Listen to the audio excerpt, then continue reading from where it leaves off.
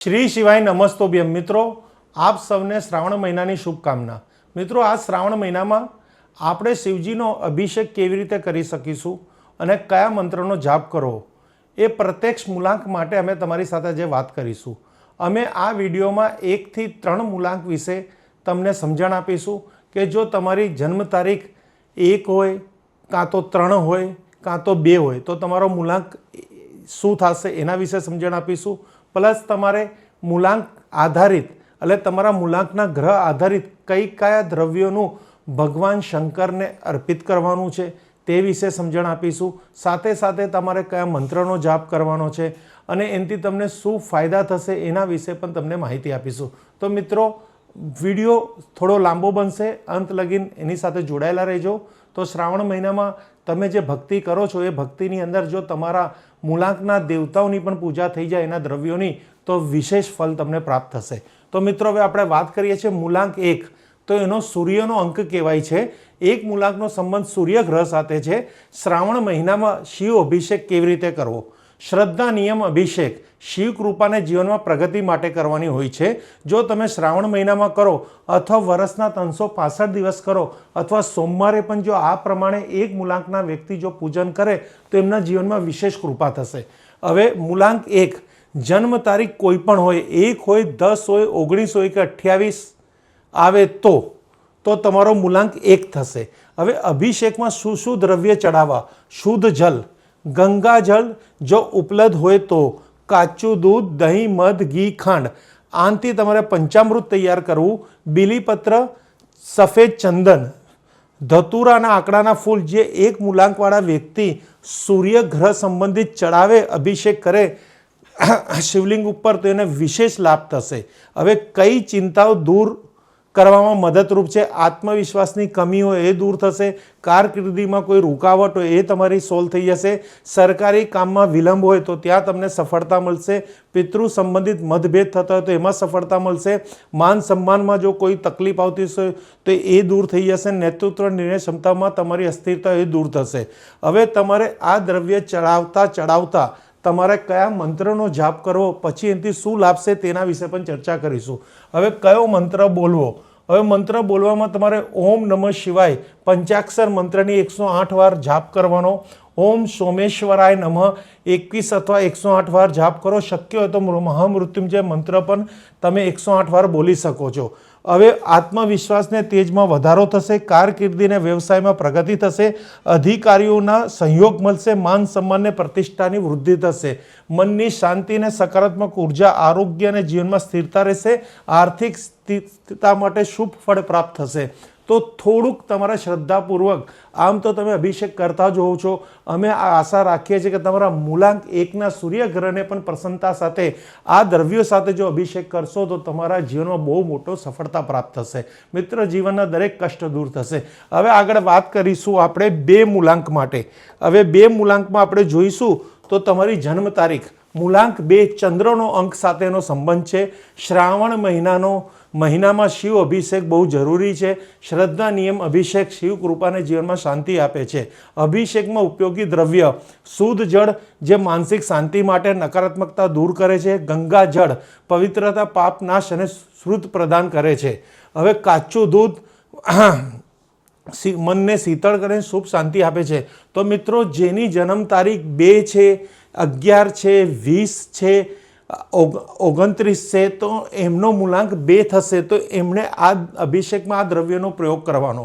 શુદ્ધ જળ માનસિક શાંતિ માટે, ગંગા જળ પવિત્ર અને પાપ નાશન માટે, કાચું દૂધ મનની શીતળતા અને શુભ અને શાંતિ માટે, દહીં જીવનમાં સ્થિરતા અને સંબંધોમાં મીઠાશ લાવે છે, મધ વાણીમાં મધુરતા અને આકર્ષણ અને સફળતા આપે છે, ઘી આરોગ્ય, તેજને સકારાત્મક ઉર્જા આપે છે। તો જે પંચામૃતમાં આપણે આ બધા દ્રવ્યો નાખીએ છીએ એનું તમને ફળ પ્રાપ્ત થશે।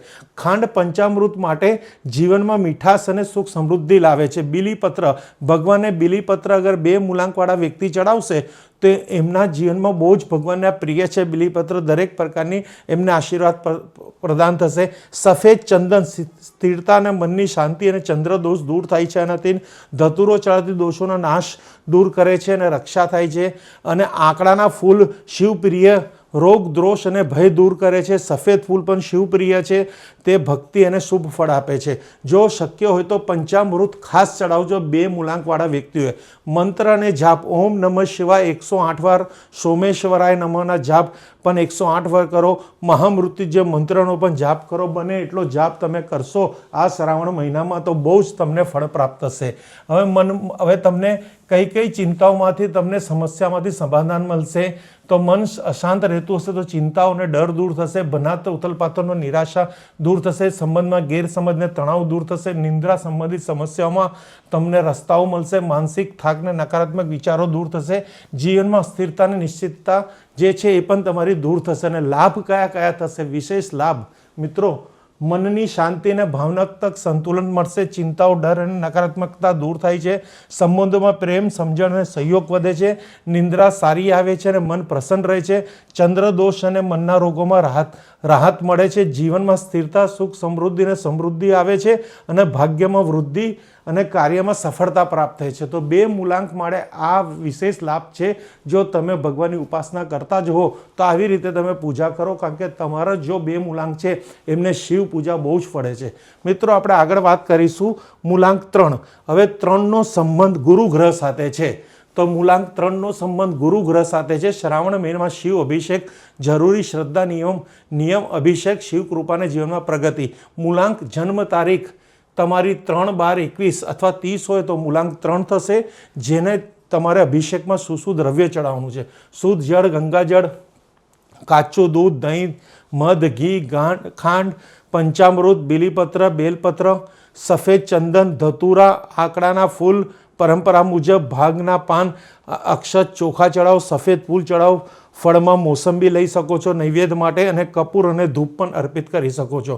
તો મિત્રો, આ બધા દ્રવ્યોથી તમે શિવ પૂજન કરશો તો અને તમારે એની સાથે સાથે કયા મંત્રનો જાપ કરવો છે, અને ઓમ નમઃ શિવાયના મંત્રનો જાપ કરો, ઓમ ગુરુવે નમોના મંત્રનો જાપ કરો, ઓમ બૃહસ્પતે વિદ્મહે વ્યામ કૃપાય ધીમહિ તનો ગુરુ પ્રચોદયાત એ મંત્રનો જાપ 11 વાર કરો. શક્ય હોય તો મૃત્યુંજય મહામંત્ર કરો. તો એનાથી પણ તમને ઘણી સફળતા પ્રાપ્ત થશે. તમારી ચિંતાઓમાં શું દૂર થશે? જ્ઞાન બુદ્ધિમાં કોઈ પણ અવરોધ હશે દૂર થશે. ગુરુ સંબંધિત દોષ હશે એની અસર દૂર થશે. શિક્ષણ, સ્પર્ધા, અભ્યાસમાં સફળતા નિષ્ફળતા છે એ દૂર થશે. કારકિર્દીની કોઈ પણ મૂંઝવણ હશે એ દૂર થશે. વિચારધારામાં કોઈ પણ સંબંધોમાં સ્થિરતા છે એ દૂર થશે. કારકિર્દીમાં વિલંબ અને અટકેલા કાર્યોમાં ગતિ પણ પ્રાપ્ત થશે. મિત્રો, લાભની અંદર વિશેષ લાભ બુદ્ધિ, જ્ઞાન અને સમજણમાં વૃદ્ધિ થશે. અભ્યાસ, સ્પર્ધા, પરીક્ષામાં સફળતા મળશે. આર્થિક સ્થિતિમાં સુધારો અને સ્થિરતા આવશે. માન, સન્માન અને પ્રતિષ્ઠામાં વધારો થશે. ગુરુ કૃપાથી જીવનમાં સુખ સમૃદ્ધિ પ્રાપ્ત થશે. પરિવારમાં શાંતિ, પ્રેમ અને એકાગ્રતા વધશે. મિત્રો, ગુરુની ઉપાસના સાથે સાથે 3 મૂલાંકવાળા વ્યક્તિ જો શિવજીનું પૂજન અર્ચન કરશે તો બહુ જ તમને ફળ પ્રાપ્ત થશે. મિત્રો, આ 1 થી 3 મૂલાંક વિશે અમે તમને બહુ જ સારી રીતે સમજણ પાડી છે. હવે આવતા વિડીયોમાં તમને અમે 4 મૂલાંકથી લઈને 6 મૂલાંક વિશે સમજણ પાડીશું. પછી 7 થી લઈને 9 મૂલાંક વિશે પણ સમજણ પાડીશું. તમારી જન્મ તારીખ આ બધા મૂલાંકમાં આવતી હોય તો આ પ્રમાણે શિવ આરાધના કરજો. બાકી કોઈક વસ્તુનો અભાવ રહેશે તો ભોળેનાથ ભગવાન ભોળા છે, તમને માફ જ કરવાના છે. બસ તમારી એ ભાવના જોઈએ છે કે ભાઈ તમે મંદિર લગીને આવો તો ખરા, પછી તમે ફરી અમને જલ આપો કે એમને ગમે તે આપો, બધું જ ભગવાન સ્વીકાર કરશે અને કાયમી ધોરણે તમારા પરિવાર પર કૃપા રાખશે અને પરિવારની સુખ શાંતિ સમૃદ્ધિમાં વધારો થશે. મિત્રો, તમે અમારી આ વિડીયો જોવો છો તે બદલ અમે તમને દિલથી ધન્યવાદ કહીએ છીએ. હોય તો તમે આ વિડીયો શેર કરો, લાઈક કરો. તમે અમારા પરિવાર છો, અમે તમારા પરિવાર છે. તમારો પ્રેમ એ અમારી તાકાત છે. બસ તમને અમે હાર્દિક શુભેચ્છા આપીએ છીએ અને ભગવાનને દિલથી અને સાચા હૃદયથી પ્રાર્થના કરીએ છીએ કે આ શ્રાવણ મહિનો તમારા પરિવારને ખૂબ ફળ આપે અને તમારી દરેક મનોકામના પૂર્ણ થાય. હર હર મહાદેવ, હર હર મહાદેવ, હર હર મહાદેવ.